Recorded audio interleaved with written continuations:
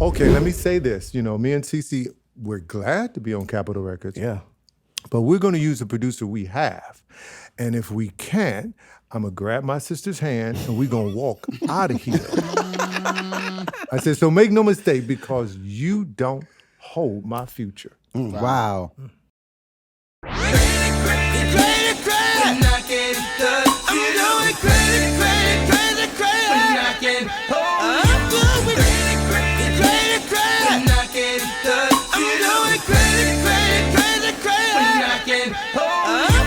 We sound crazy.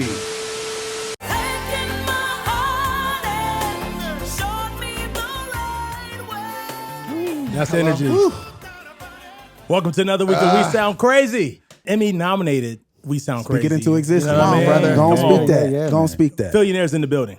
Claude Kelly is in the building. What's up? Chuck Harmony is in the building. Bacon for Making is in the building, and I'm glad to be in the building Yeah. today. You know what I'm saying? 6-time Grammy Award winner, 9-time Dove Award winner, multiple NAACP Image Award winner, Wow. actor, songwriter, nationally syndicated radio host, and he's my neighbor. Ladies and gentlemen, make some noise. BeBe Winans is in the building. Everything was going good before you asked that last statement. Last part is the worst part of the list. BeBe, The we are worst neighbors. parts of We this. are neighbors. We live in this. We live in Nashville. We both live in Nashville. We're literally probably 5 minutes apart. No, that's not true. By train? Or by plane? By plane. Yeah, we're that close. Oh, man. Or maybe Good 6. good afternoon, evening, whatever it is. Yeah, man. Good day. Good day. Good day. Yeah. We are Good happy. day. We're happy to have you. Yes. Thank you. We were Good to be here. We were saying before that you've been on our list. We make a whiteboard list of like our dream guests, and since we started the podcast, you've been on that list. In fact, and we'll get the stats later, but I believe you were one of our very first guests before we were doing video when Phil would call people. Right. I think you were our first guest. But we've grown now. We have Phil's grown. not calling people. No. Now we're seeing people. We're seeing people. Well, I'm glad I arrived. We are glad you were And here. now I'm not just on the list. I tell you though, I was listening to that song. That's almost 40 years. Yes. And what I remember most about that song is when the record company came to my house. They wanted to speak to me and CeCe. And it was around 6 or 7 people. And they said, we just want to say we don't want to put that song on the album. It's a What? negative connotation about being addictive. And so we all believe it shouldn't be. And I let them all talk. And when it got to me, I said, okay, I appreciate all what you guys have said. And then CeCe kind of heard my tone, and she knew, and she started praying. Immediately. And I said, I appreciate that, but it's going on the album. Not only is it going on the album, it's going to be our first single. There we go. Wow. And that's all we have to say. So y'all have a good day. Wow.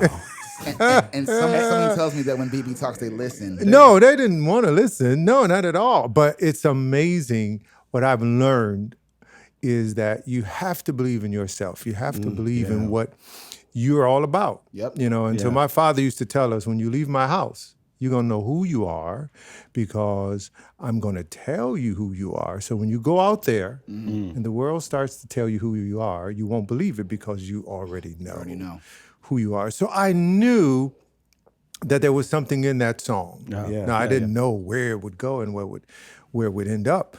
But I'm glad I listened to Yourself. what I believed. We're so glad you listened to glad you yourself. listened to Absolutely. Because that's a jam.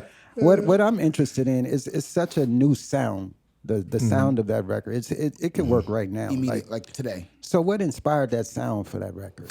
I have to give credit and honor where credit and honor is due. So me and CeCe we were living in Charlotte, North Carolina. We were part of the PTL Singers, right? And so Howard McQuarrie, who was the musical director, had a meeting with this guy from Tennessee. And at the last minute, Jim Baker called him into a meeting. So he came to me and said, BeBe, do me a favor, meet with this guy that came down to meet with me. I was like, look, he didn't come to meet with me. He came to meet with you. It make no sense for me to go in there. He said, no, just go in there. His name is Keith Thomas. So just go in there and meet Yes, him. Thomas. And I reluctantly said, okay, I will. And didn't know that would be the guy who would team up with me and CeCe and be part of our whole career. Man. Wow. An amazing producer. Amazing. Amazing Amazing writer. His writer. melodies. Yeah. What is it about the chemistry that you and CeCe had with Keith? Because I mean, you can just run the whole list of hits. So, CeCe, if you ask any of my family, they used to call us Donnie and Marie Osmond. Yeah. And that was simply because whatever I did, CeCe followed. Yeah. So CeCe was Betty Crocker. All she wanted to do was be at home and do nothing. So once Keith came into my life, I knew that was destined, right? It was destiny. And so I moved from Detroit to Nashville. Now, all of my family was angry at me, but I knew I had to be here and to write with Keith and go after our dreams. And back then, when I met him in Charlotte, he played on the piano and it was just something about his chords that just connected with me. Yeah. And I just knew right then and there, oh yeah, not knowing everything that would come out of us and how, we had our disagreements. Yeah. Oh boy, did we have our disagreements. But he was the one, I remember he was on the keyboards playing the melody. He started writing Heaven. And I sat next to him and I said, oh man, that's nice. Who's gonna write that? And he looked at me and said, you are. Now at that point, I wasn't a proven writer at all. Right. And so it scared me. But he was the one that pushed me and kept pushing me as a writer. And so it was just something so even when Capitol Records, we were on Sparrow Records at the beginning. Yeah. And so then as years went on, we became Capitol Records, on Capitol Records. We didn't know how that happened. They didn't ask us. Nobody asked you. No, they didn't pay us. And it was like, and we supposed to be just happy. So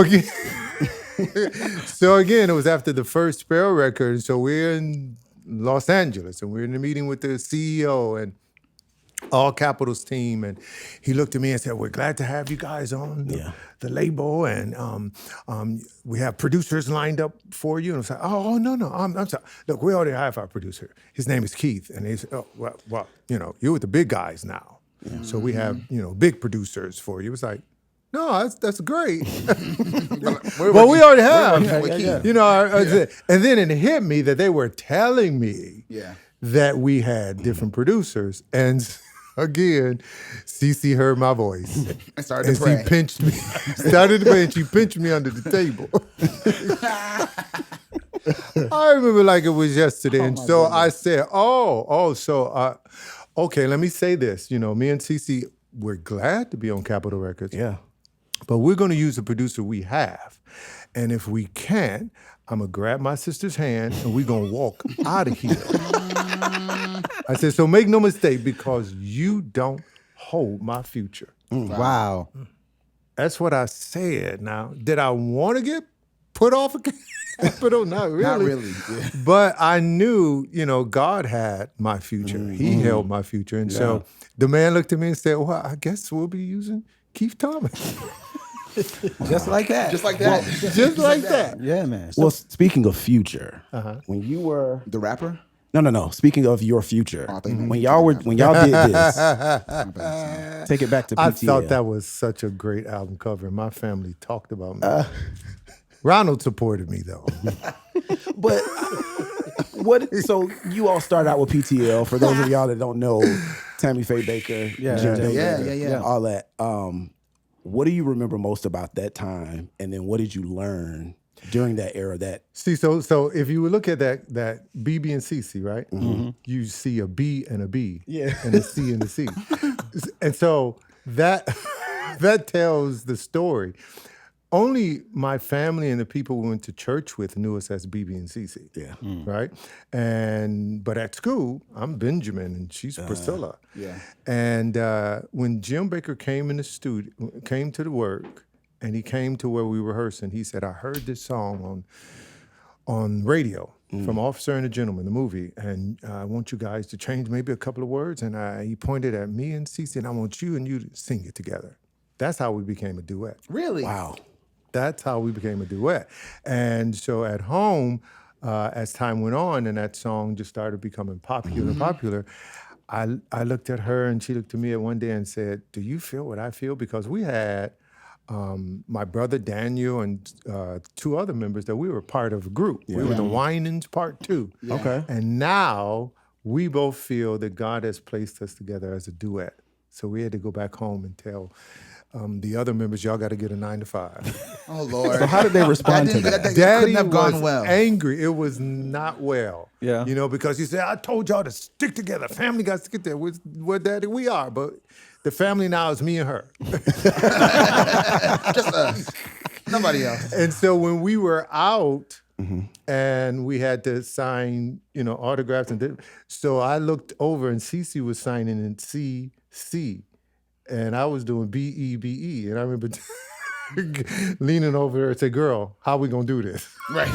Is it going to be E between those letters? Okay, let's do that. So, because we never dreamed it would be BeBe and CeCe.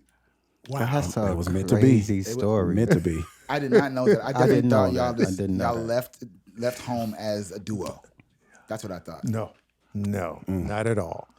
It was Jim Baker. So let's go back to Detroit, the beginning. Let's go back to Detroit. The Winans household. Many people don't know you actually weren't born a Winans. Weren't, yeah, that's true. Wait. What you mean? What you mean? My father and my father's parents was never married. So Okay. my grandmother, her name was Laura Glenn. And so his grandfather said it wasn't his child. And so Daddy had a strained relationship with his father. So we all were named Glens after my grandmother. Gotcha. So up to me, before CeCe was born, we were all Glens. So you would have had the Glens. BeBe and CeCe Glens. Winans. And CeCe Glenn. And so my father had an incredible relationship with his grandfather, which was Isaiah Winans. And he was the pastor and founder of the church in Detroit, Michigan. And before he passed away, he had a conversation with my father and said, I know you love me, and I want my name to remain in this earth. So I want you to change your name to Winans. And he marched us all down to the courthouse and changed our name. So CeCe was the first one born a Winans. Wow. That's an incredible story. It's a true story. And it's a true story. And they were angry. The Glens were angry because the Winans was not in my father's life, as he was being raised. Yeah. And so they were angry. I bet there's at still my I'd father. be a little salty still because the Winans name. Oh, it lived on. It lived on and it lived on. But it was because of love that my father changed our names to Winans. Wow. But in that, when I think about the household as a child, first musical memory, because all of the Winans can sing. Absolutely. All, your entire family, nieces, nephews, siblings. My mother and father, they met in a group called the Lemon Gospel Corps. So my mother sang, my grandparents on her side sang, my grandparents on my father's side. So we all loved to sing. So growing up in my household, my dad used to sing quartet. Sam Cooke, he used to sing with Sam Cooke and various other artists of those times. And so, but they saw and recognized the love and the talent that we had, and they put their careers on the side and nourished us. And so, but fun, it was fun. It wasn't something that we were tortured to do. Yeah. It was fun. That's not normal though. Like that everyone in the family has musical talent. That's not normal. Well, that's It usually skips a generation a couple times. sometimes. Yeah. Sometimes it does, but with y'all it did not. Sometimes, and trust me, it was not easy being raised in my family because we are each other's fan, but we are each other's critic. Yeah, I can imagine. So in church, we sang a song in the choir. If you know you didn't do good, you didn't want to go home because They were gonna rag on you. torment that was Yeah. going to happen when you stepped in that house. Man, is it still that way though? Oh, yes. You get calls like, It's- so what was going on? It's more vicious. Really? Oh, yes. There's speaking of all of the Winans being able to sing, there's this tone, like there's a There's a tone. cleanliness with everybody, like that sheen. yeah, the sheen. The sheen. This might be a crazy question, but where do you feel like that comes from? Like where did that start? Well, my father really was a smooth singer. Yeah. He was a smooth singer. But we had people that we listened to. If you wanted to make me smile, tell me I sound a little bit like Donny Hathaway. And you would be my friend for the rest of your life. So there was outside influences that, especially in Detroit and Motown, that you heard. And so you wanted to have your own sound. Because even in my family, no one sounds like Marvin. Yeah. Don't even try. Don't even Or try. sing like Marvin. But you found your own place. So therefore, I wasn't trying to be Marvin. I was just trying to be me and be the best me I could. So it was important to me. The melody was important. How and a lot of that too with me and CeCe especially. We learned a lot from PTL. It was important, to sing to black people is one thing, but to sing to white people is another thing. To sing to Spanish people is another thing. That's so you true. had to learn how to connect with your audiences. And I think that plays into our tone and various things that we do. That's such a good That's so good. artistic note. I hope Yes. singers, artists paying attention. That's learning how to perform for your audience. Yes. And that's every genre, but Yep, especially every. when you're singing the gospel, it's important. But singing for white people is different than singing for black people. Definitely. In a lot of ways. Friend used to say, if you singing to French people, don't sing to them in Spanish. Right. It's right. Exactly. It's not going to work. Yep. And so I think that in our genre of gospel inspirational music, I think we lack the understanding of that, and therefore we are cornered, and we can't get out that box. I was going to ask you what you thought about that. You already touched on it, but what's always set y'all apart is of course the music, the melody, the delivery, the stage presence, and that's time. Those are timeless skills. Timeless skills. I always wonder what someone like you who has the skill and the gift feel when you see so much music performance coming out and it lacks that. It hurts. Yeah. Because there's so many talented people out there that limit themselves. Yeah. Again, my upbringing, my father, and then PTL played such important roles in that. My father used to tell us, you're not the greatest singers in the world. And he said, but what you are going to be is the most confident singers in the world. Ooh. And there's a thin line between confident and conceited. Yeah. And people are going to think maybe you're conceited, but what they see is confidence. So therefore, what bothers me a lot in concert when I go see people and before they even come out on stage, they say, get up. No. Why? Make them get Get up. up. Yeah. Yes, Right. yes. With your vocal ability, with how you connect with them. Yes. They'll get up, but just don't force me to get up. And so that's what my father meant by that. And then while we were at PTL, we used to have to stand in the room, and they would have 3 or 4 cameras in the room, and we would have to sing, and they would say, now this camera is your audience.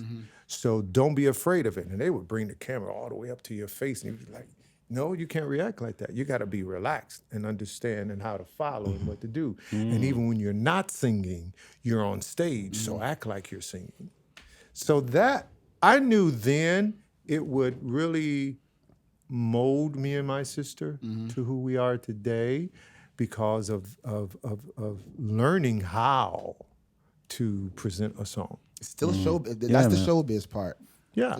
And there's nothing wrong with that word. No, there's nothing wrong with that. And I'm glad you're saying it also because if I'm going to be really honest, bold statement, I don't enjoy the majority of live performances I go to. And I go to a lot. I don't go to none. But I'm always, and it's not because I don't enjoy. Neighbor, I don't see you. Don't like you be going to all of them. No, because go ahead. I enjoy people. There's certain people I would pay to go see because I think they're fantastic, and I want to say I saw them. Yes, but it's not about necessarily the artist specifically, but it's the things you just talked about.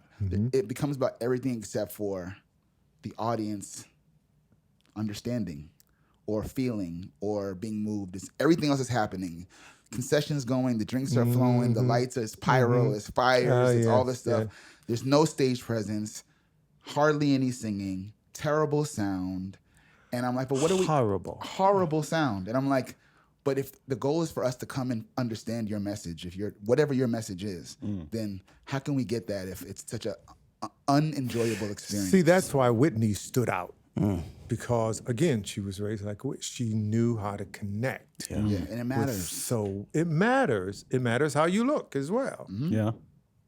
Quiet. Quiet in the building. I agree, and I agree, especially for Black artists. I feel like when you dress it up, you get a whole nother level of attention. A whole nother level, you know, and if someone, you know, some artists, younger artists, they'll call and they'll come and they'll ask. And I always say, no, don't ask me a question if you don't want the truth. The truth. Yeah. Right. Because I'm gonna give you the truth.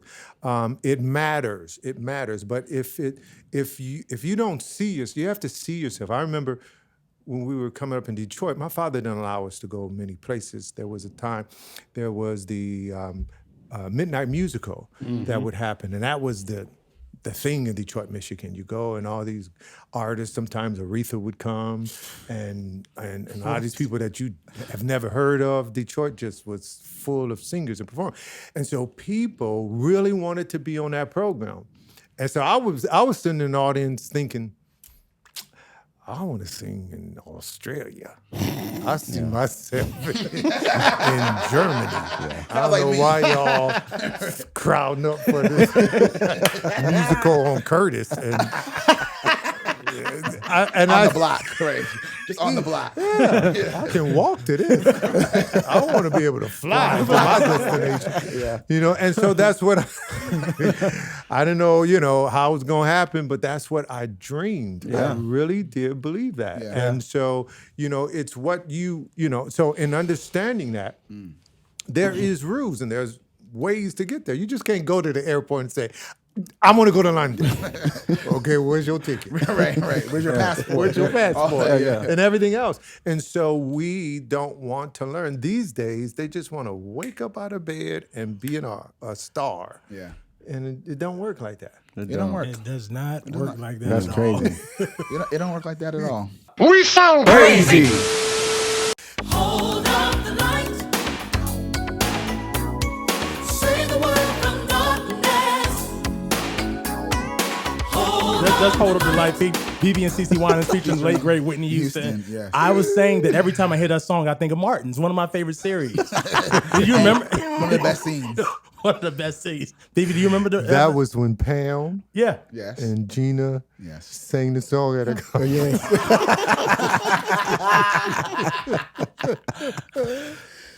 Oh, classic. Boy. Now, Oh, when man. you saw that when it happened, what were y'all thinking? But no, what was the name?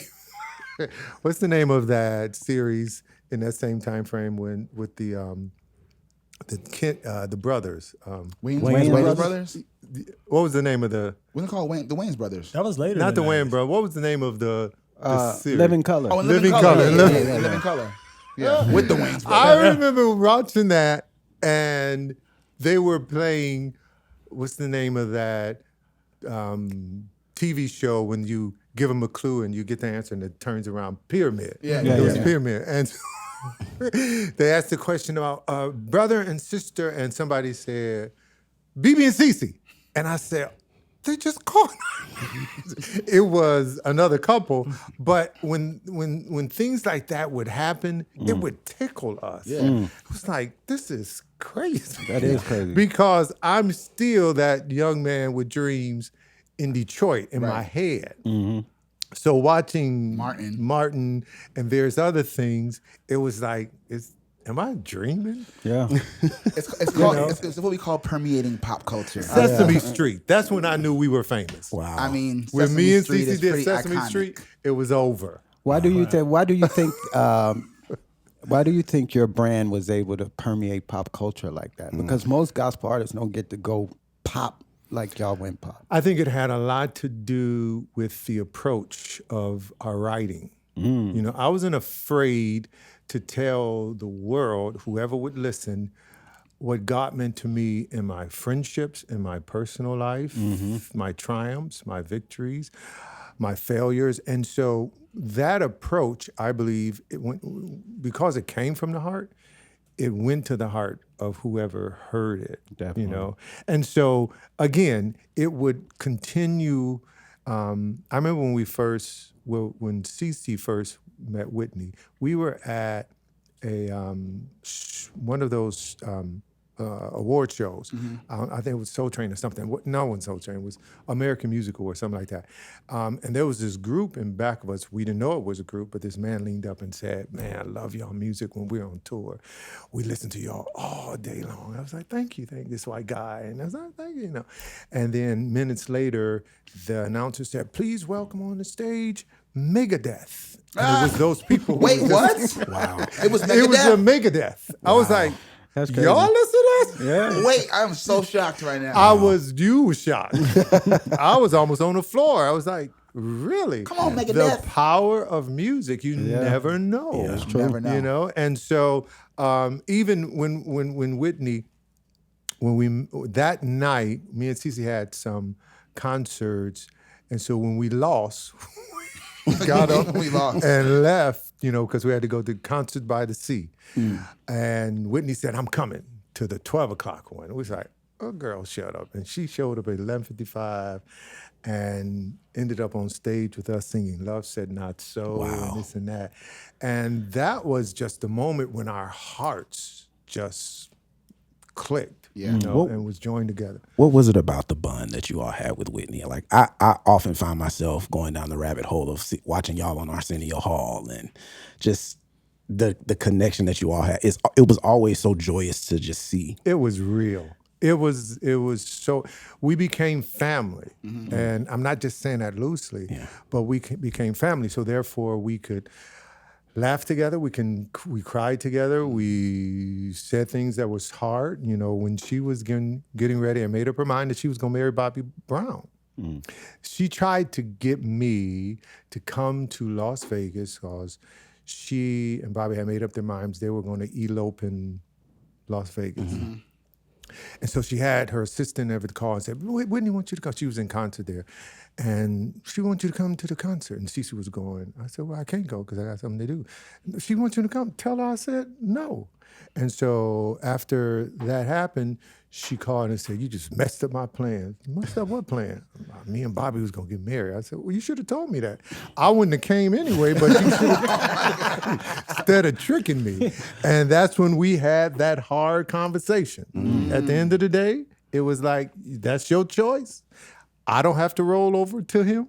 You do. And if you make that decision, I'll be there. You know, and end up writing a song called Enough Said, which I sang at the wedding. CeCe was one of the bridesmaids and Marvin did the wedding. And so we were locked in from day one until the end. I laugh because she was such a intricate part of our lives. You know, she was lonely. A lot of people don't understand how when you become that successful, it's not overnight. So it's all the tours and everything else that happens. So one time she called and said, "You know, come to London. I'm just so lonely." It's like, Whitney, I had a writing session with this writer not in Barcelona, but in Brazil. And so I said, "Whitney, I got to be in Brazil." She said, "Well, just come for a couple of days." And then, long story short, I remember I flew to London and, you know, she was a nighttime person. She was a vampire. I went talking to like 5 a.m. and then don't get up till 1 p.m. And so I went, just sat there, we talked, laughed, and then the next day she was going to Paris. And she said, we were having tea, and she said, boy, it'd be nice if somebody just would go with me to Paris on the train. I said, Whitney, I'm not going to Paris on the train. So you can stop that. But I ended up going to Paris on the Even train. though going to Paris. Yeah. And so while in Paris, she said, come to Germany. I said, that's when it stops. I got to go to Brazil. So I remember, and this was classic, and this is always, sometimes this brings me to tears, because it was just those moments. And so she was late to the concert. I left the concert and I told them, I said bye, and I'll talk to her later. I went to the airport and I couldn't get on the flight because on that day, the government had changed their policies and you had to have a visa to go to Brazil. And I was that day. And I was like, you gotta be kidding. I was angry and I was like, oh. So I went back to the concert. She was on stage and she was good. She started singing How Will I Know? That was one of my favorite songs. And so the music was playing and I was down in the audience right near the stage on the left side and Whitney was on the right side and she started singing. She said, there's a boy. And she saw me. She said, I know, he's the one I dreamed of. Miss Joe Plain, Miss Joe Plain. And kept it rolling, right? And kept it rolling. Nobody knew. She just had a He conversation. was out of stage. I love that. Oh, by the way, I see you. Welcome to Germany, baby. That was good. We sound crazy. Father in heaven right now. Father in heaven right now. Father in Heaven right now from our special guest this week, BeBe Winans and Gerald Albright. Gerald Albright. feels Is good. he That is he feels in so control of all the music? He's the DJ. He's a He's the DJ. DJ. It's dangerous. See, so be nice. DJ So be nice over there. He's definitely in control of the music over there. Okay. Man, that was a good record. Great record. I love. Thank you. the way When all did you the- record it? I recorded that a year ago. I retired a long time ago. Okay. quote unquote retired? Yes, I did. No tour. I'm allergic to that word, tour. So for 15 years, I've just done things, on my own and behind the scenes. I love writing, so I'm always writing. And so that song, again, when you've written songs, and y'all know this, when you've written. You see, I look this way. Hey, don't When I sleep. said that, I got BMI board too. Don't know. Hey, let's speak. If we speak in actual and factual, I got a few on my wall too. Shots fired. Okay. Shots fired on set. Let's not talk about BMI because I still got one of Okay, his awards. why? I knew he was gonna go there. Let's You talk got about a lot of secrets. Just keep it between us. But when you've written an okay song, song that the public won't hear because you ain't gonna release it, that kind of song, and when you've written something that could go the distance, and so I remember writing that song. I remember writing Close to You. I remember writing Lost Without You. I remember writing those songs. I didn't know how far it was going to go, but I felt feeling, like, yeah. oh, there's something there. Yeah. And so I went to South Africa this past December, and it had been 9 years since I had been there. And so I did these concerts, and something just, I don't know, the sleeping bear woke up. And I knew, I got to release stuff. I got to go back out there. And so I came back home and I said, okay. And so that was the first song that I knew I was going to release. And so some of the most of the videos from the concerts we had overseas. And so it feels good. It feels Yeah, good. it feels Feels really good. Yes, Lord. So is this the start of a new BeBe album? Because we always looking forward to. Yes, and I'm excited. Now, for me to say that is something, because I don't get excited that much anymore. I do get excited. I get excited about going to bed at 6 o'clock p.m. I feel you. Literally goes to bed at 6 p.m. Did you hear what I'm What saying? time you get up though if you go to bed at 6? 4. Yeah, I'm up That's at a 4. good night's That's- sleep. You get good That's sleep. a real good night. I'm up at 4, but I don't go to bed at 6. I go to bed. Because you texted me last night at 8, and I didn't know who had your phone. What's going on? Who's got BeBe's phone? Every now and then I'll be up. But I love going to bed early. I love, simple things. Hey, I'm not 12 no more. Yeah. 62 in a couple of weeks. And I enjoy that. So the things I did when I was 25 and 24, please, y'all can keep them. And fitness is a big part of your Yes. life. It is. I mean, It it's a journey you share online. If you know BeBe, you know he's outside running. And by the way, makes everyone around him run. Oh, there. How many miles? Yes, How many miles a Korean day? Soul and all of them. How many miles are you running a day? Well, it's according to where I am. If I'm in our neighborhood, Oh, wow. You see that acknowledgement? Thank you. I didn't. I wasn't talking Finally about comes you. I was talking about him. They thought it's Mo. If I'm in our neighborhood, it's 8.5 miles Every day. Wow. That's crazy. every day, Monday through Saturday. See, I thought I was doing something with my little 2 miles. Nah, Oh, you ain't doing Wait, that. wait, BeBe Winans is running 8-9 miles a day. What are Wow. you doing with your time? Is the question. But I have been online where you like get it done, and I'm like, all right, shut Instagram off. Let's go and run at the parking lot tomorrow. It's true.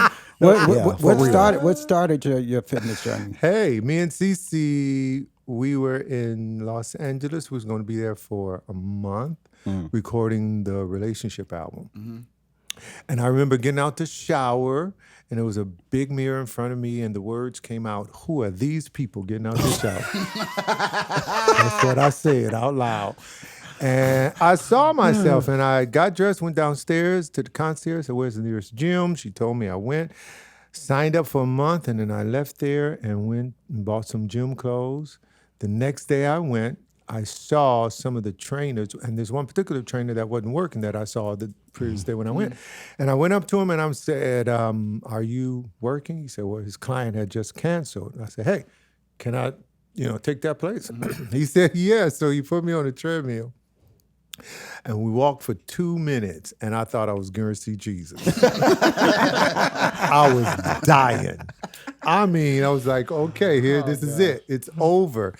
And so at the end of it, he said, "Coming back tomorrow?" I said, "Yeah." He said, "What did you have for breakfast?" I said, "Oh, okay. I had 3 eggs scrambled with cheese, hash browns, bacon, and da-da-da." And he said, "All right, so tomorrow, have 2 eggs instead of 3.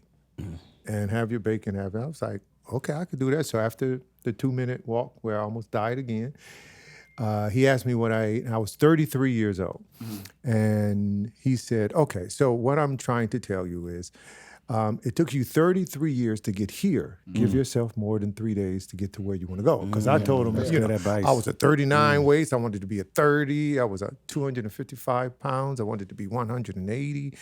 And right then and there, I didn't know that it would have to be a lifestyle, but I knew that I didn't have to do it and achieve my goal that next day. Yeah, overnight. Yeah. And so when I see people do that, it's like, no, that's not the right way. There's no quick fix. Yeah. There's none. It's not a quick fix because it's not really about a vanity thing. It's about changing your mentality. Oh, man. And then when the weight started coming off, You start feeling good about yourself. oh, man. Like Eddie Murphy. Yeah. Spend that. Nutty Professor.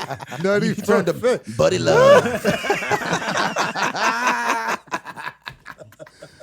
Not the Nutty Professor. Not buddy. Not Buddy. We sound crazy.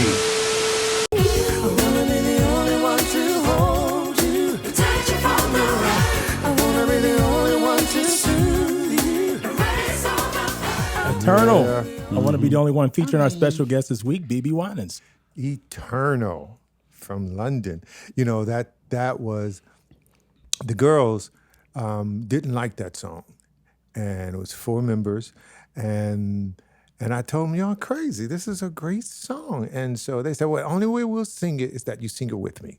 You sing it with us." And so that's the only reason I'm on that song, because they just didn't think it was a great song. And so being in London when it was called The Top of the Pops, Yeah. when it went #1, that was their first #1 single. And so we're in the car and they're just screaming.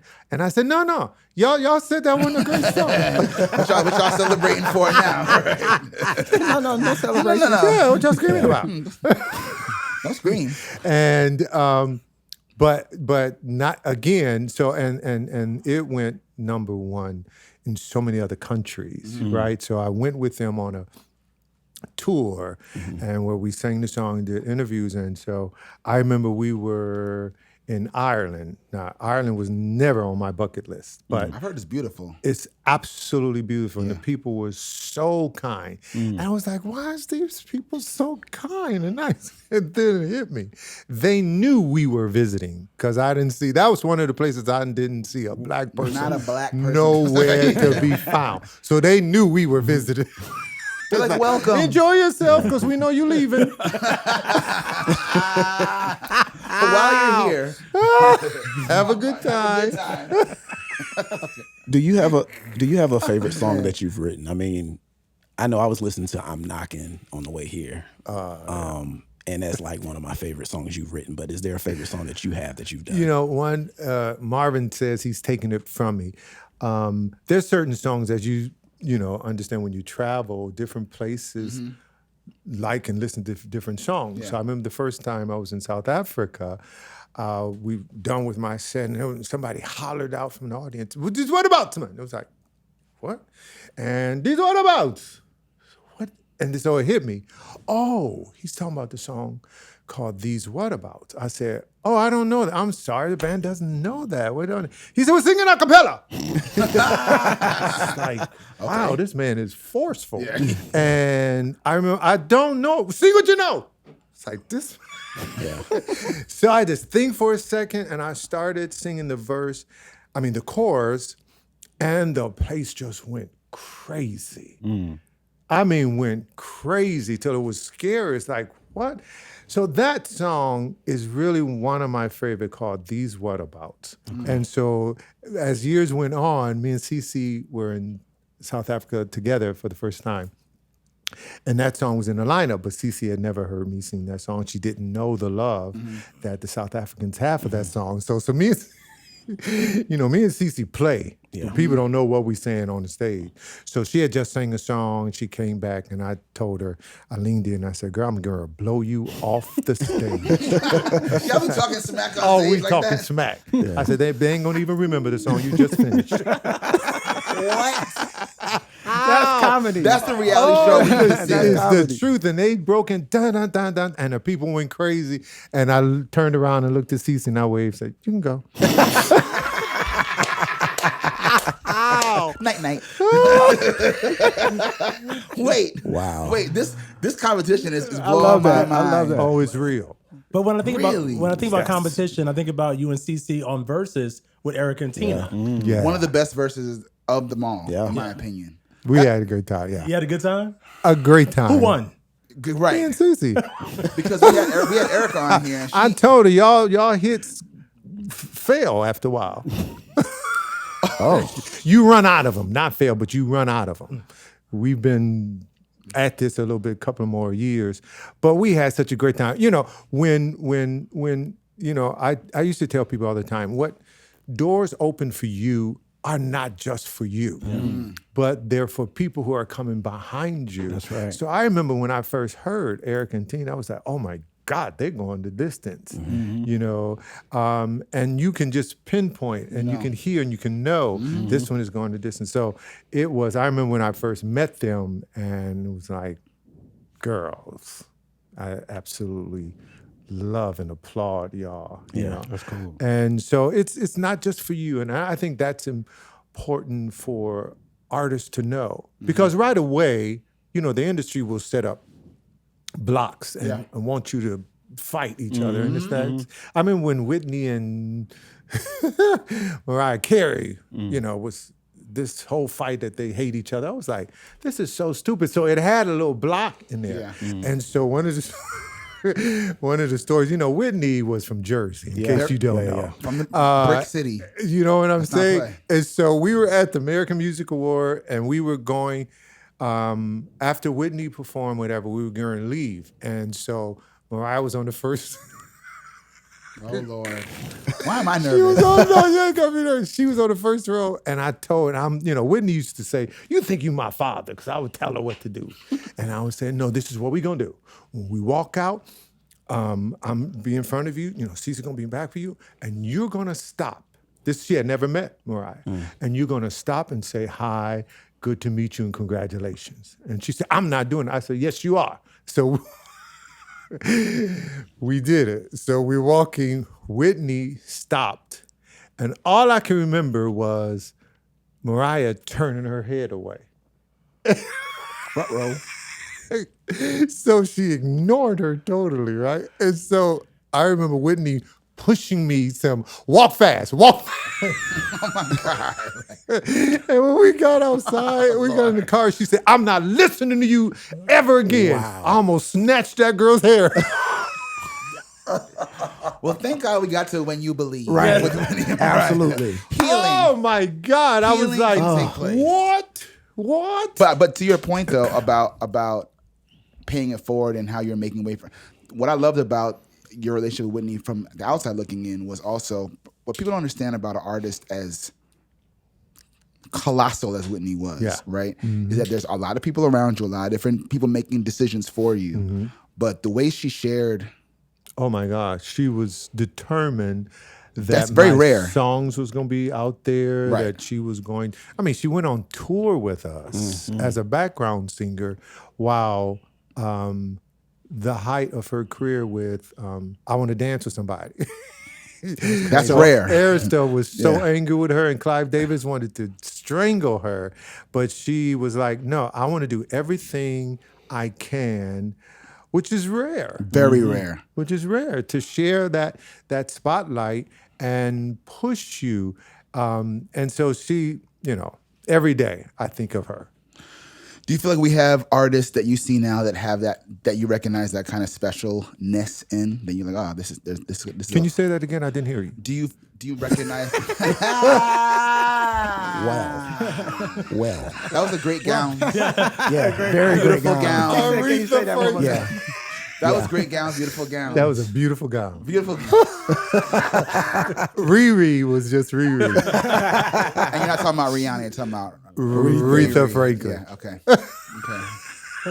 Great gowns, beautiful gowns. Wow. The thing is there someone? I'm sure Yeah. there is. At the same time, it's just breaking through the noise. And that's the thing about me and my sister and everything that I wanted to be a part of. I didn't care what was being played on the radio. So after the success of Heaven, the record company wanted me to do Heaven Part 2. Yep, and 3 and 4 and 5. Yeah, I was Yep. like, no, we're not doing another Heaven. We going with what comes and what we feel and what Right. we want to say. So people are afraid to buck against what's being played on the radio. I never cared about what was being played on the radio. Yeah. And because of that, it may be, you might not get played or you may get played. But if you get played, you can break through. The song can break through. So I really believe in that. And there's not many artists that is Bold like that. and believe that. Yeah. They believe they have to follow that same. It's like, come on, be you. Wow. Thank God there is things there that they can reach. I mean, come on, Luther Vandross. I mean, it's just. But there's people who are searching him out. Yeah, trying to find the And real. finding that and applying it. So I think there is hope, even though we're in a dark time. BeBe, I've been told that I sound like Luther. I mean, You've been lied to. You've been lied to, but that's okay. Oh man. tell us. I mean, I know how close you were. Luther was a good friend of yours, Great friend. and tell us a story that you never told nobody. A funny story. I know a few of them, but I want to just whatever you're feeling on your heart. Well, Luther. Luther was, again, he used to love to talk in the late night hours. So the phone would ring at 12 or 12:30. It was either Luther or it was Whitney. And so, he was always gone. Again, lonely, wanted to talk and couldn't, call any and everybody. And so he would call, and sometimes he would talk about various times we would get together. So again, Addictive Love. Before we released that song, before we released that album, Luther was one of those people I would say, you tell me what you think. So I remember flying to Los Angeles, and Luther drove us around, and we listened to my whole album. And Luther said, Addictive Love. That should be the first one. So he was someone that I could go to and trust his ears and his heart, and that he would tell me the truth, right? And so, but Luther also, he lived in Los Angeles. They had a little earthquake and a tremor, and next thing I know, Luther was back in Connecticut.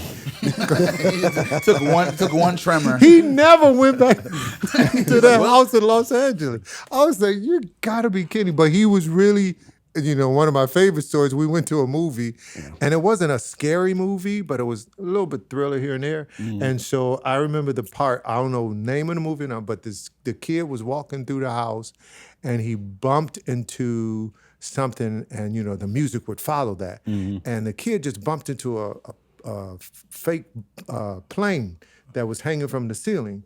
And when it bumped, Luther screamed. Luther screamed in the theater and said, ah! And then looked at me and said, don't tell nobody. I tell you.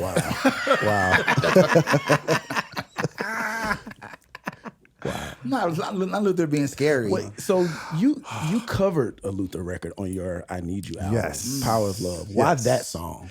It was one of my favorite songs, and it was one that I wasn't afraid to do. You just don't touch Luther songs. Luther's songs. You don't touch people's songs unless you feel as if I can add to it, and I won't. He'll be proud. Right. Yeah. That I did it. So we were great friends, but I really honored his talent. And one of the funniest things to me too was Luther. Luther's mom was a missionary. She was in church, so he was. He was at Constitution Hall. He had 9 sold-out shows, and I said, I'm coming to one. So I came, and his mother was there that day. And so he said, make sure you don't leave. You come backstage before it's over. I said, okay. He was just worrying me. And so concert was over and went backstage. He said, come. And he grabbed me and was just walking down the thing. I said, what? And he said, you gotta meet my mother. She said, I said, your mom is here. She said, yes. She gets on my nerves. I was like, what she get on? Gets on my nerves. So we went in, and his mom saw me, and she stood him, she hugged me. She said, oh my God, I'm telling you, you are. And she just went on loving on me and such and such. And then we walked out. He said, you know what, this is something else. He said, I got 9 sold out shows. But she thinks you're the best. Oh, Jesus. He was like, she's the happiest she's ever been now because she met you. Wow. Because she probably she just wanted him to sing gospel. She wanted him to sing gospel. She was like, why can't you be more like such a lovely young man. Him and his sister. You out here singing Power of Love. You don't want to sing Addictive Love for... Will we ever get a BeBe Winans autobiography? Because you are a great storyteller. Yeah. Right. I have a musical that, for 13 years been walking this path, and we've done regional theater, and we're coming to Broadway probably the next spring. Okay. Nice. And it tells the story, like Phil was saying. Our names was Glenn before it was Winans. Yeah. And so it's, I think it's a story that needs to be heard and talked about, because one of the things that's said in the musical is that what my mom said. She said, you have to get used to rejection. Mm-hmm. That's a great thing.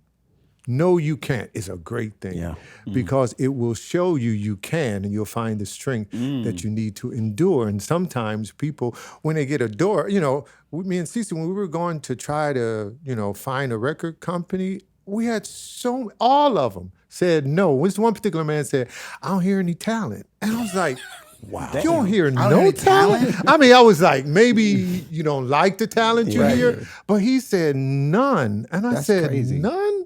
That's crazy. Do we know who that person is? But, oh yeah.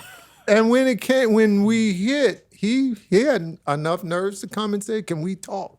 I said, no, not really. Absolutely not. I can sign an autograph, but we can't talk. but I think that's important. The story is important because it's a simple story that just encourages you to keep on going. Yeah. Because man does not have the last word. I mean, just imagine an audiobook from BeBe Winans. I mean, Yeah, we need that. We need all these stories. We need the wisdom too. Yeah. We need the wisdom. Age can bring you that. And boy, if I could have this when I was 16, I would be a bad. Yeah, well, that's the juxtaposition of life is that you can't turn back the hands of time. You can't. But you do give it forward because let's talk about Korean soul. Come on. Our brothers, we love them. Come You on. know we love them. I know. just like a medicine. It's There's a amazing. God who loves another God. It's, Come on. It's quite amazing, and you guys know. So it's Yes. nothing I'm telling. But again, I didn't know that I would be doing what I'm doing with them because I retired. But when something hits you, and you know, I remember getting on a plane saying, "Why am I going to Seoul?" Seoul, Korea. Korea, by the So way. in Korea. And I just remember sitting at the table with him in Korea knowing, oh gosh, I got to manage y'all. I got to do everything I can. Every door that I've gone through, I'm going to bring you through that door. Everything that I have, I want to pour out to you because there's something there. Yeah. You And know? you kept your word, by the way. You kept your word, which is also rare, but it's not easy to manage a new thing, introduce them to Oh, it. no. It's we know. costly. We know. We know. Yes. It's costly and everything else, And everything else. And so, but that's what love does. Love causes you to reach in your pocket. Love causes you to go that extra mile. And so I've enjoyed seeing them grow into the artists they're growing at. But again, PTL was my home. I made them stand in front of a mirror and hold brushes and make them stand there and know what they're doing, this and that. Oh, you A&R'd them. But you can see it, like even in the music video, you can see the polish on them. You see it. 100%. Yeah, man. And my clothes on them. Wait, but the styling is Yeah, it look good. It's BB's clothes. That's my clothes. I know. That's what I'm saying. The styling is crazy because as you see, and listen, when you I watch remember those, saying, don't brush that up against the wall. that came from Paris. but listen, but even the videos, like when you say he ran 9 miles, you made Korean soul. Yeah, run. yeah. Yes. When they came to us, right? Yes. We can say this now. They'd be like, can we just order some pizza? We ordered them like, listen, where am I? We're like, you want pizza? They're like, he won't let us have pizza. We ordered like You sure did. 4 pizzas and they devoured. Demolished. it. No They were wonder like, they love coming over here. Thank you so much because Can we go over to Claude and Chuck? They were like, we just want pizza and soda. And we were like, that's all you want? That is hilarious. Tore that pizza up. Yeah, man. Because it was like vacation from boot camp. But in the Oh. studio, They were ready. they were ready. They were ready. I can't wait to release the song y'all did. I We're- think we it's cannot wait. huge. Yeah. It's- Yes. But they have so much on there. And so I taught them to be patient, patient. But they, from the get-go, I said, you guys are global. They are. You are definitely, global, yeah. and it's amazing what has happened already in the people that follow them and Nike and all these other companies that are coming after them. It's like, this is crazy, but be patient. Go back and work at the grocery store. And it was like, I said, look, I used to work at I was a dental assistant when IOU was playing on the radio. And it started playing while I was working with the dentist, and the guy was, getting work done. I was like, don't swallow. Yeah, that's me, but you gonna swallow your tooth.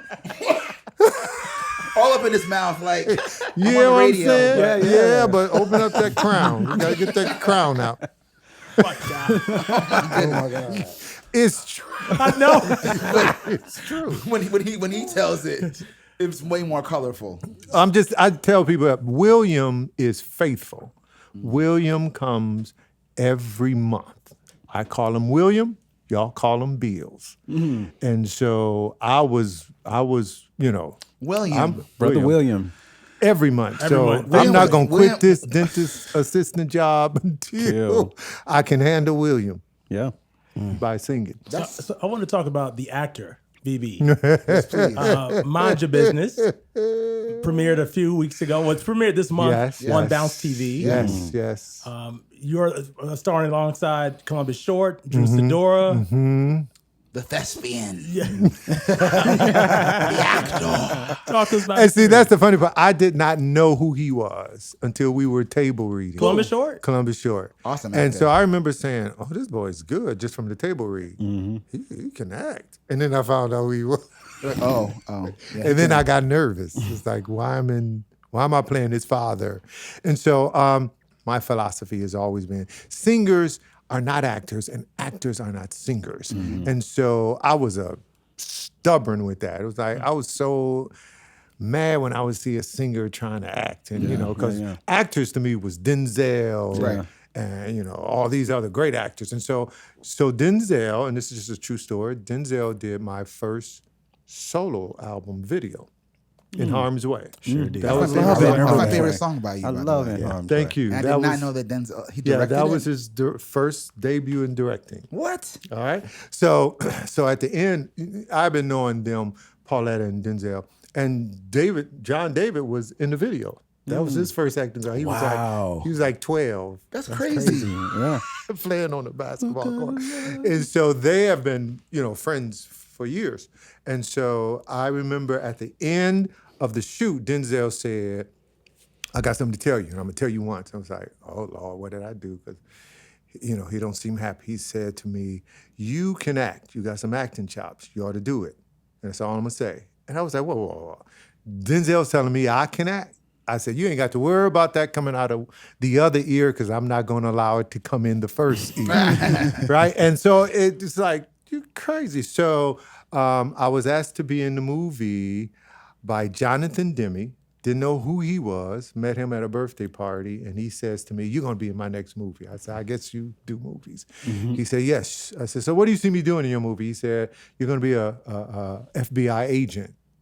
Didn't give it no thought. Long story short, found out he was the Jonathan Demme that directed Silence of the Lamb in Philadelphia. And so he flew me into New York. And I remember we were going to into a room to meet some of the other cast. And I was like, "What am I doing here? I want to have a meeting with you first." So just me and him. And I said, "What am I doing?" He said, "You're going to act." I said, "But you ain't never seen me act. I ain't never been in nothing. I mean, I'm going off." He said, "Oh, you're nervous." I said, "Yes, I'm nervous." He said, "It's going to be okay." And then we walked, because I was in 2 scenes of The Manchurian Candidate with Denzel. Amazing movie. I'm saying, what is going on did I not here? remember that? Right? Wow. And so we walk in the room, and then Meryl Streep comes in, and I say, "The blood of Jesus." How am I going to say anything In front of Meryl Streep. in front of her? And so for years, I've said no. And for some reason, I said yes to this TV series, I like that. Mind Your Business. Say yes more. Saturdays on Bounce TV. Yes. Yes. I'm Henry. Henry. It's like, my name's Henry. Henry. So let me ask you this question since you said that. Give me some singers that you do think are great actors or actresses. I think Mary J. Blige have become very good actors. Okay. I really do. I don't know too many other people. You know everybody. What are you I talking don't. about? I don't. A lot of people. You be knowing. No, he doesn't. I don't. I call a lot of people that I do know and say, like Donald Lawrence. "Donald, who is this?" John, who's this? I'm pitiful. I really am pitiful. It's not that I try to be pitiful, but I don't watch a lot of television. Yeah. Yeah. I don't watch a lot of television. And when it comes to music, I reach back into my little CDs, and I'm playing the Hawkins, I'm playing the Crouches, I'm playing the. So I'm really not educated. So when I bump into people and they say, "Man," I was like, "Oh Jesus, I don't know who you are. I don't know who you are, but I'm."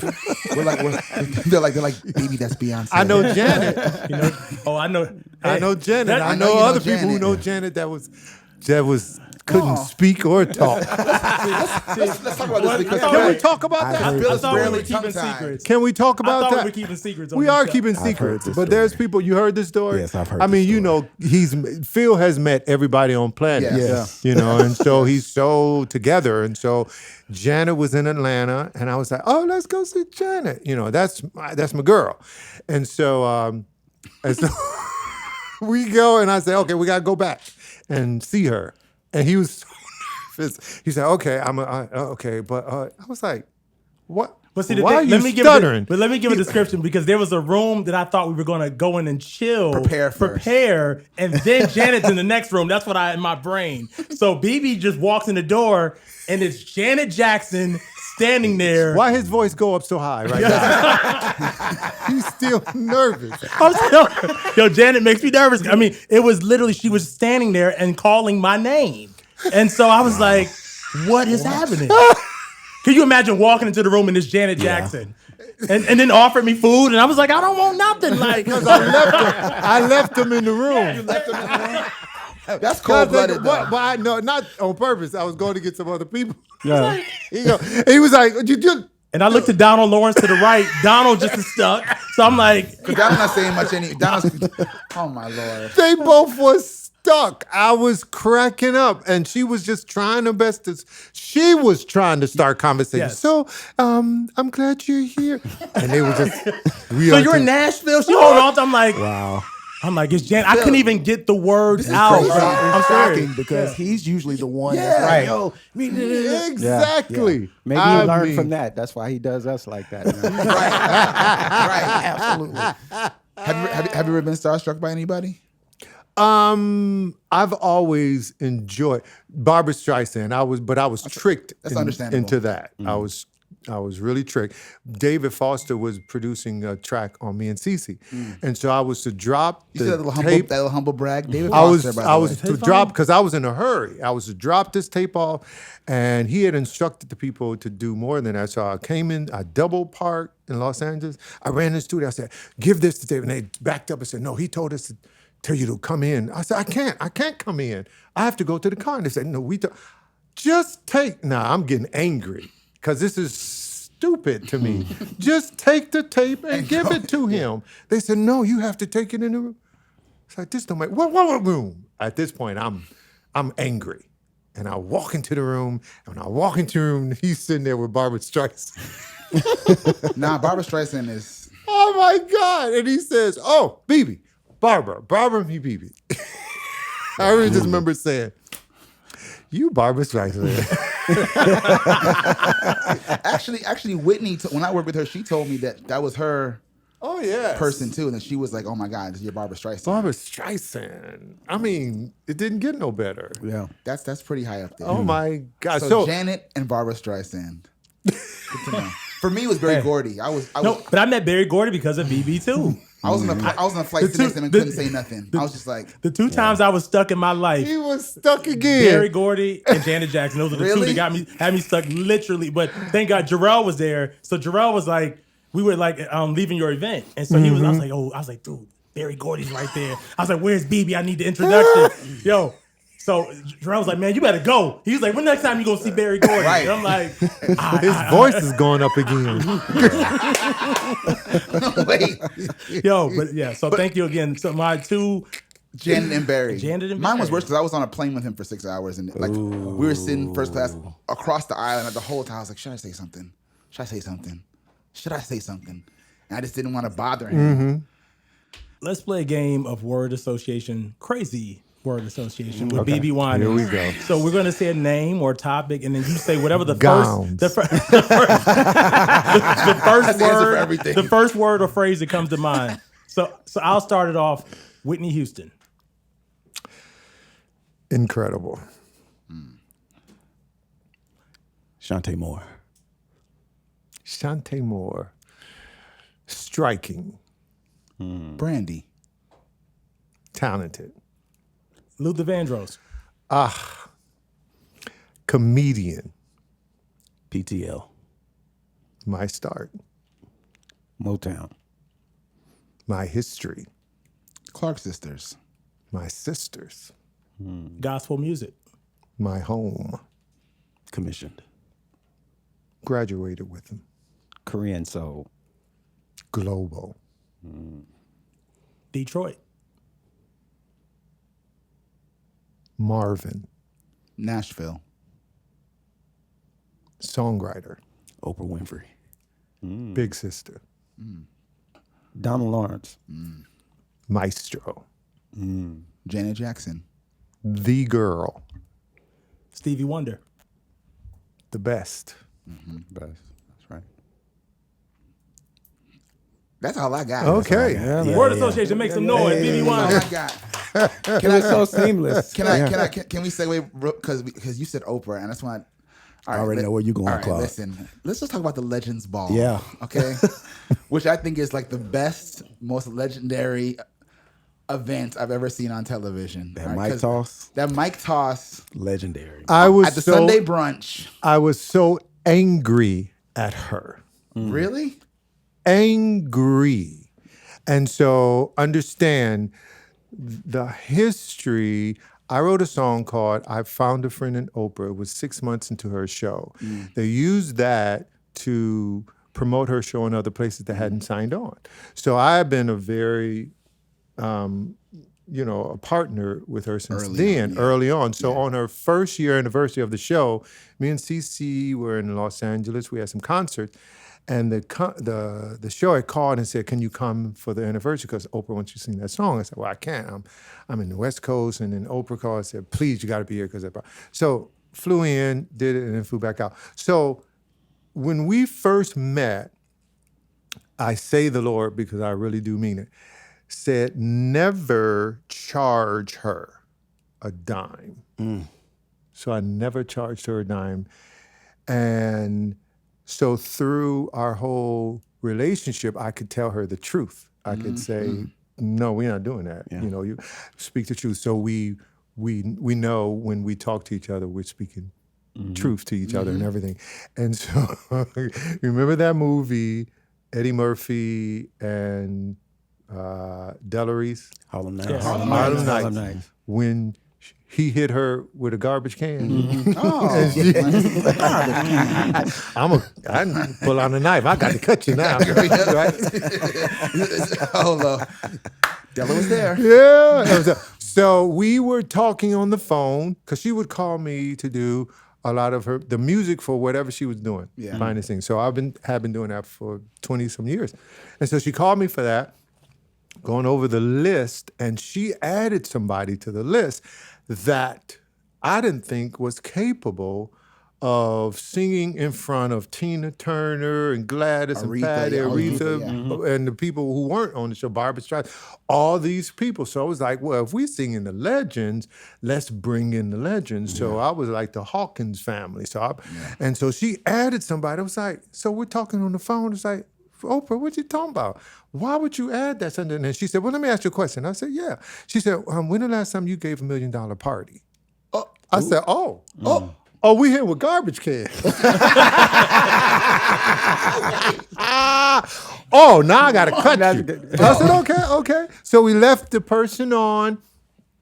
We are, she's the person she put on there is singing. And when I say going down like the Titanic, I could see Oprah's hat get up and she's walking all the way around to the stage because this woman is killing In a bad way. In a bad way. And so I saw her, but I ignored her. And she was like, psst, psst. I just ignored. And the person said, Oprah wants you. And I looked back and she said, beckon to come. And I pointed, me? At this time, I'm having a ball now.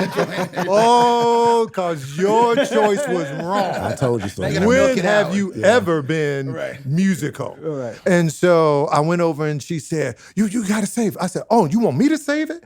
But this is the person that you put on. She said, stop talking. I said, no, you shouldn't have put on. Again. Oh, Always to be in a movie. having a ball with that. And then went back up and again, the song Change, again, Tremaine Hawkins, it just dropped that anointing there, and then we just walked in. Listen. It became... That mic toss, that legendary mic toss, Patty, Dion, Oh Gladys. man, Gladys, Yolanda, Shaka. Shaka. I mean, that whole. I passed it to Mariah, and she said, "No, no." She pushed like, that no, right no, back. No, no. no. But a moment, and again, Oprah said there was no recordings, and then I saw it on television. It was definitely recorded. ABC. It was definitely She recorded. invited me. Yeah, It was it recorded. was definitely recorded. But it was a moment that I so after it was over, I was gone because they had dinner on the lawn after the thing, and I was gone. And so for 2 days, I would not return her phone call. And then finally, I answered the phone. She apologized, but then she said, "I got to tell you what one of the people that was there that still just a dear, he became like an uncle, Sidney Poitier." And she said, "BeBe," she said, "Sidney went to saying, I can't explain what I was feeling and da da da." And then she said, "Sidney, that was the Holy Ghost." That's called the Holy You don't even know what the Holy Ghost is. That's the Holy Ghost. That whole thing was legendary, and the idea to have the legends be honored by people who were also, Yeah. if not legends, on their way to The being young legends. legends. The youngins was what they called them. Yeah. It was a moment. It really was. That whole weekend was incredible. And I loved her because she was honoring those people who opened the doors for her. Yeah, for her. Again, we open doors not just for ourselves, but for other people. Yeah. And once we understand that, then we can applaud when people go past what Yeah. you've done. Wow, You know, it's good perspective too. it's important. Yeah, it is.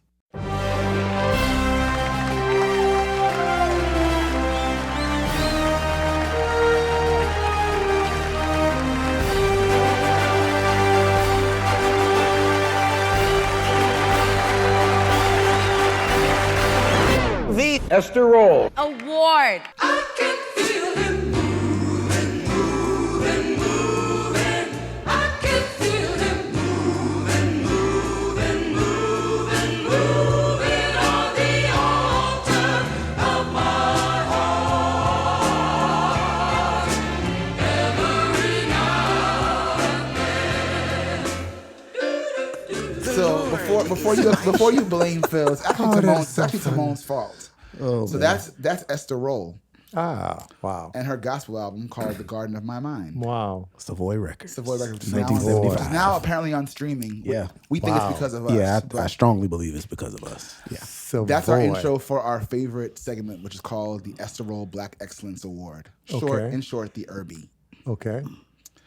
It's a moment in our podcast, in our show, where we nominate and choose someone, a black entertainer behind the scenes or in front, who we feel has not gotten the flowers they deserve. Because there's so many that have not gotten those. And so we all vote and then we decide who deserves it. But I feel like you know everybody. So we'll see how this goes. But we open the floor for votes and nominations, and then we'll take it from there. But Okay. So I can nominate first? everyone can nominate someone. Everyone will. I nominate Roberta Flack. That's a good one. That's a I good really one. do because there's no one like her, and I think if artists would study her Yes. and they could really go places that, because her story too, she was a teacher and she didn't know she had what she had. She believed in herself, but again, music has a way of bumping into introducing themselves to other people, and because of not Charleston Heston, but what's his name, the director, the movie when he says, "Come on, help me, people." I'm trying to figure it out. He's white. Makes it help. narrows it And down. he's huge. He's one of the A biggest director, actor and director. He directs his Clint Eastwood. Clint Eastwood. It's because of Clint Eastwood that really broke Roberta through the roof. That's and still, she, to me, is someone that is not recognized enough for her contribution to music and style. Agreed. Yeah. I Her agree with that. documentary Yeah. is amazing. Yes. Yeah. It's a doc on Roberta? That PBS documentary that Really? came out a couple years ago. Okay. Yeah. Love her. Great. I'll actually second that Roberta Flack. I mean, so deserving. I'm going third it. Okay. I think y'all should just come along. Yeah, I'm definitely Yeah, alone. I had somebody He's in looking mind, like, but so, we can definitely do that. Yeah. No, I think that's so fitting. Yeah. And then also when you read the receipts, like this ain't someone. It's crazy that she's not talked about more. With album of the year, I think twice. Yeah. And she was the one that pushed Luther to do his first record. Like, she basically fired him and was like, yo, you need to do your own stuff and stop singing background for me.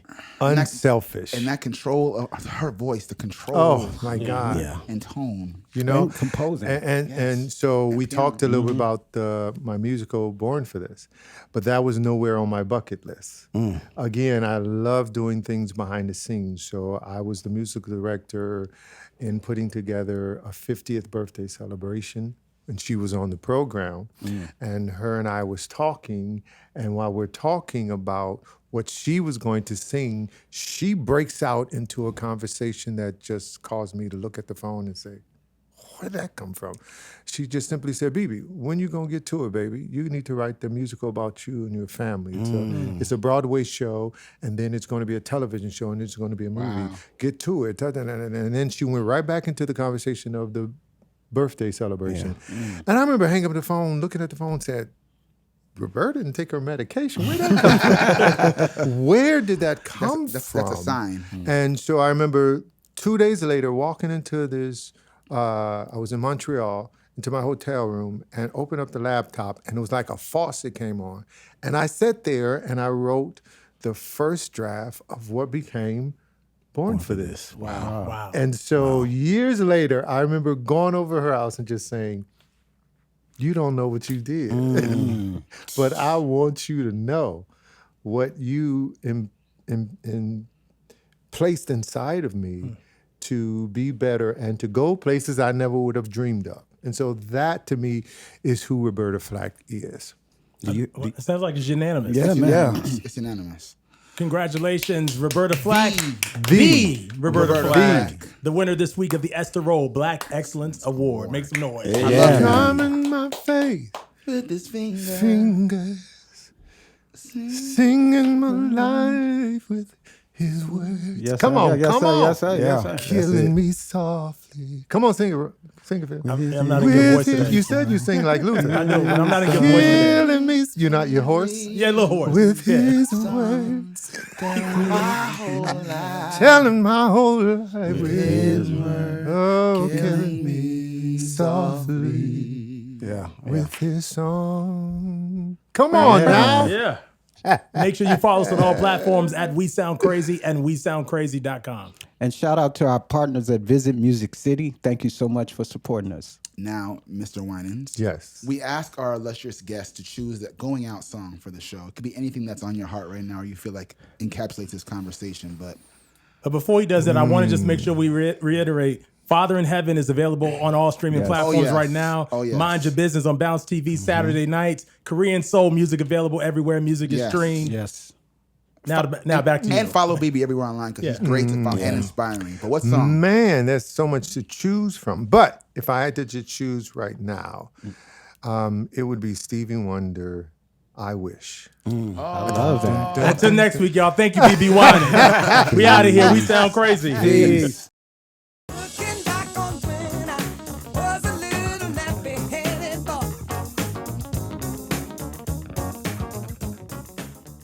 We sound crazy.